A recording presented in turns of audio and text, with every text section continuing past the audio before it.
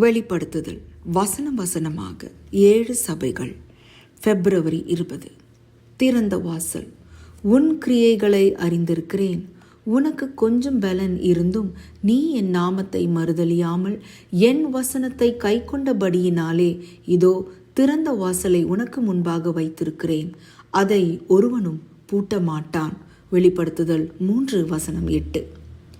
ஒரு சமயத்தில் ரட்சிப்பின் திட்டமானது யூத சடங்காச்சாரங்களில் வழக்கமாக விளக்கப்பட்டு வந்தது பற்றி உங்களுக்கு தெரியுமா?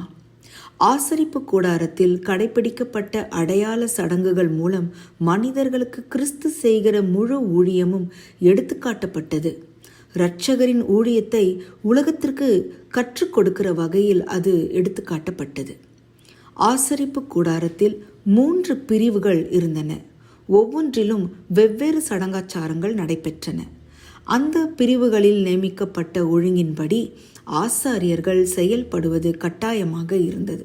முதலாவது பிரகாரம், அடுத்தது பரிசுத்த ஸ்தலம், இறுதியாக மகா பரிசுத்த ஸ்தலம். அதற்குள்ளாக வருடத்திற்கு ஒரு முறை பாவ நிவாரண நாள் என்கிற சடங்கின் போது மட்டுமே செல்ல வேண்டும். அந்த நாளில் பிரதான ஆசாரியன் ஆசரிப்பு கூடாரத்தில் மிக முக்கியமான ஒரு பணியை செய்து முடித்தார். அந்த சடங்கு மனிதர்களுடைய இறுதி நியாய தீர்ப்பை சுட்டிக்காட்டியது. ஆசரிப்பு கூடாரத்தின் அசல் வரைபடத்தை கொடுத்தவர் தேவன். அது பரலோகத்தில் உள்ளவைகளில் சாயலுக்கும் நிழலுக்கும் ஒத்ததாக கொடுக்கப்பட்டது. எபிரேயர் 8:5. அதாவது பரலோகத்தின் ஒரு அசல் ஆசரிப்பு கூடாரம் இருக்கிறது. அமைப்பு முதல் சடங்குகள் வரை பரலோக ஆசரிப்பு கூடாரத்தின் பிரதியாக பூலோக ஆசரிப்பு கூடாரம் இருந்தது. பிலதெல்பியா சபை தீர்க்க தரிசனமாக சுட்டிக்காட்டின வரலாற்று சபையின் முடிவு காலம் 1844. அது ரட்சிப்பின் வரலாற்றில் ஒரு முக்கிய காலகட்டம்.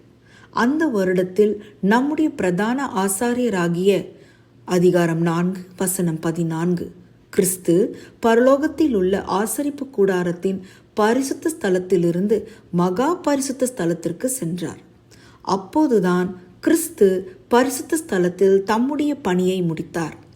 ஆசரிப்பு கூடாரத்தின் அந்த பகுதியின் பணியை முடித்து அதன் வாசலை அடைத்து மகா பரிசுத்த ஸ்தலத்தில் தம்முடைய பணியை ஆரம்பித்தார். அதாவது அந்த பகுதியின் வாசலை திறந்தார். அதுதான் நமக்கு முன் வைக்கப்பட்டுள்ள திறந்த வாசல். பாவ நிவாரண நாள் அடையாளமாக சுட்டிக்காட்டிய இறுதி நியாயத்தீர்ப்பின் பணி தொடங்கியுள்ள இடத்திற்கு செல்வதற்கான வாசல். இனி நிகழ மீதமுள்ள ஒரே நிகழ்ச்சி கிறிஸ்துவின் 2ஆம் வருகை மட்டுமே. அந்த சத்தியம் பின்னர் வெளிப்படுத்துதலில் சொல்லப்படுகிறது.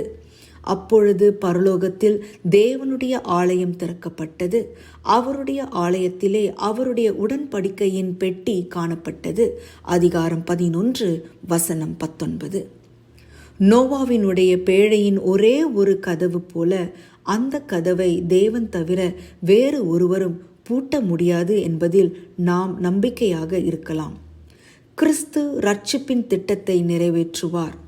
அவரது நாமத்தை மறுதலியாமல் அவரது வசனத்தை கை கொண்டவர்களின் ரட்சிப்பு நிச்சயம்.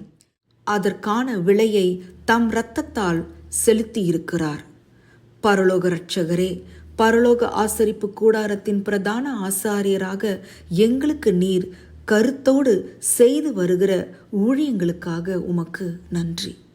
அதிக ஆராய்ச்சிக்கு லேவியராகமம் 16:1-34 மத்தேயு 25:1-13 எபிரேயர் 9:23-28. ஆமேன்.